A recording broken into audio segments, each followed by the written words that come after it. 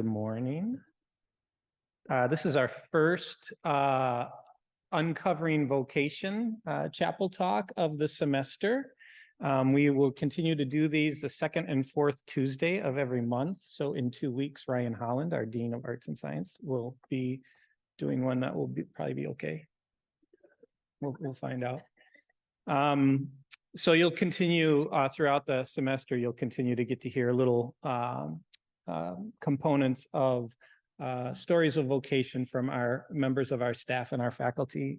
Today, we welcome Dr. Christina Erickson from the social work department. She's worked in community social work, healthcare, and academic settings for over 30 years. And she recently had a book published by Oxford University Press, which is a big deal. For those of you who don't know, that's a big deal. Her book's called Spanked: How Hitting Our Children is Harming Ourselves. And today she will share with us how her vocational journey led her into that project and how that project has shaped the way she understands her sense of call and her work. And her colleague Lydia Madden is here as well today to share the reading with us. This is slippery, be careful. I will do that too. Reading is from Anne Lamott. My coming to this vocation did not start with a leap, but rather a series of staggers from what seemed like one safe place to another. Like lily pads, round and green, these places summoned and then held me up while I grew. Each prepared me for the next leaf on which I would land, and in this way I moved.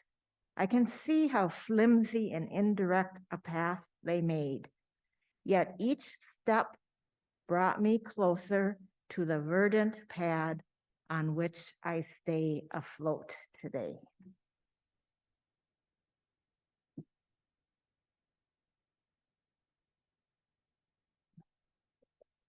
Thank you, Lydia.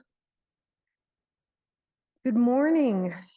I've been a social worker for 30 years, over 30 years, and I felt like that kind of gave me an easy out on this vocation thing. You know, it was my job, so I don't need to do anymore. I describe my vocation as making the world a better place. Becoming a social work professor was a natural evolution of that original vocational path. I was set. No more discoveries to be made. What I didn't expect was a midlife vocation that would grip me for more than 10 years. And like Anne Lamott describes, if I look back, I can see how I leapt from lily pad to lily pad through the course of my life, never knowing that those experiences would become so important to a midlife vocation I could not have imagined. Lily pad number 1, my mother's spanking. So futile, so not really into it. Her swings, her misses, my wriggling away. My father's spankings, so scary, so shaming, having to stop himself because he was big and strong. My 3 older brothers' spankings, harsh, so much anger in both directions. My family of origin, the family that I grew up in, was happy. I felt loved. We were loud, we laughed, 5 children, 2 parents who were high school sweethearts, pregnant before they were married, despite their strict Catholic upbringings. We were fine and good, and my parents spanked us. My parents hit us. They never hit each other. They never hit the dog.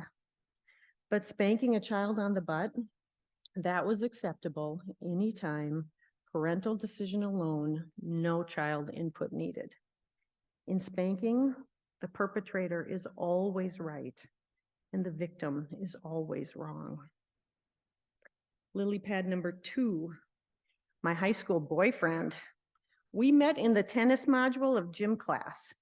It was 1984. We were separated by gender through the whole unit until the very end where the ranked boys played the ranked girls. He was ranked first in his gender and I was ranked first in mine. We had to battle it out. I lost handily, but it was love, love. We started dating. And 2 years into our high school romance, I punched him in the stomach in my parents' basement family room during an argument. I have no memory of why, but I remember the event so vividly. My anger, my punching, the look on his face. Lily pad number 3. I go to graduate school in social work and begin my field experience at what is called the Initial Intervention Unit in Child and Family Services. We're the first social workers to visit a home or a school where a child abuse investigation is going to occur. I see the effects of hitting on little bodies. I see the pain and shame of parents who have to talk to the social workers. I feel their struggle and I see their love for their children.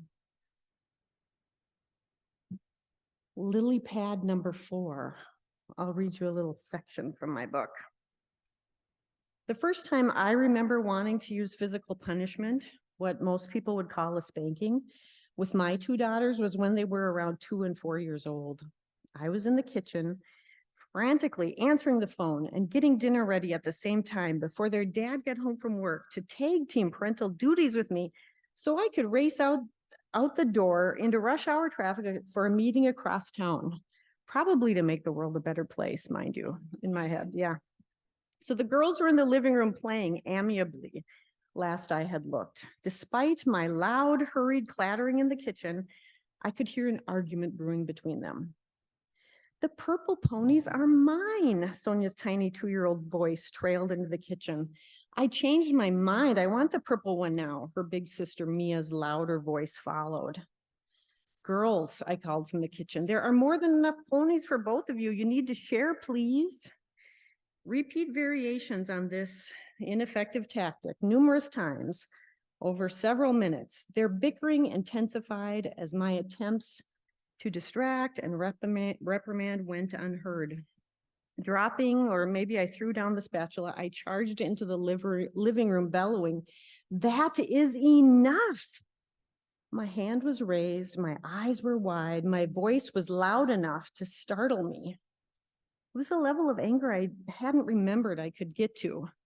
In the nanosecond before my upraised hand descended on a little butt, I must have changed my mind.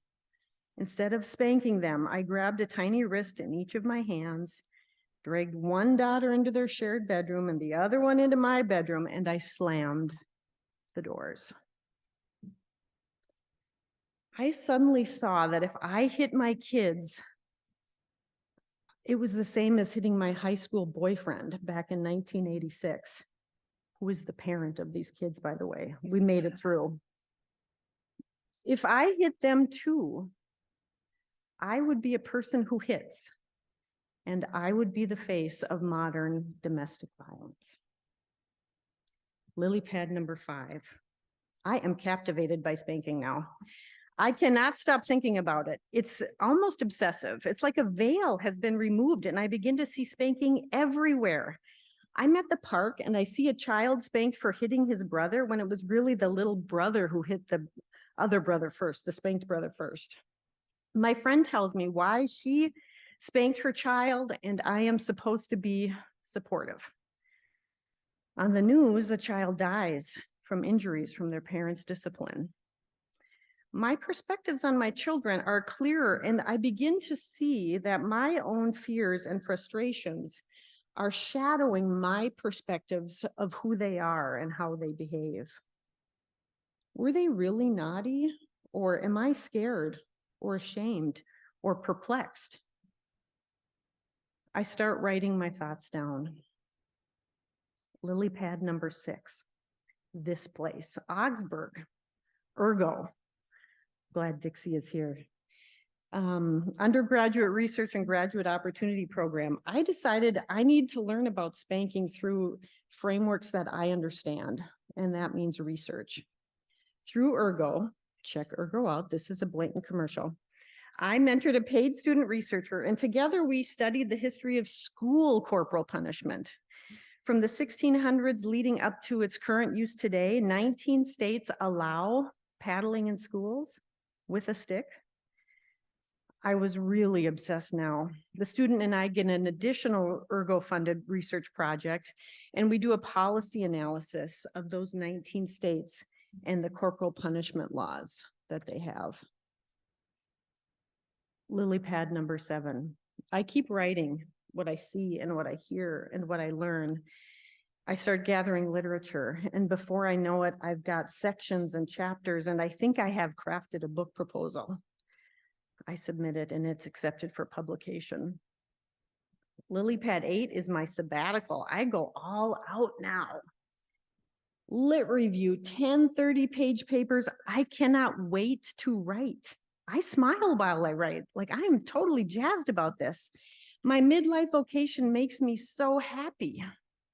My midlife vocation even saves me when hard times show up in my life. It turned out to be my anchor, my prayer, my sanity in an insane world, in an insane time of my life. Remember, I thought my vocation was to make the world a better place, but it turned out that my vocation made me a better person. I spent 10 years shaping my thinking about spanking, revisiting what I thought was a benign event in the lives of children. I moved from, maybe we shouldn't do that, to a full-on belief that the legal assault of children is happening every day in homes all around us, right down the street. It has happened to most of us. Many of us have perpetrated spankings. I feel empathy to kids. I feel empathy for parents. And I realize that whether we are being hit or we are doing the hitting, it is harmful to both of us. Families are the building blocks of a civil society. Children and their parents are worth it. It's time to leave spanking where it belongs, behind us.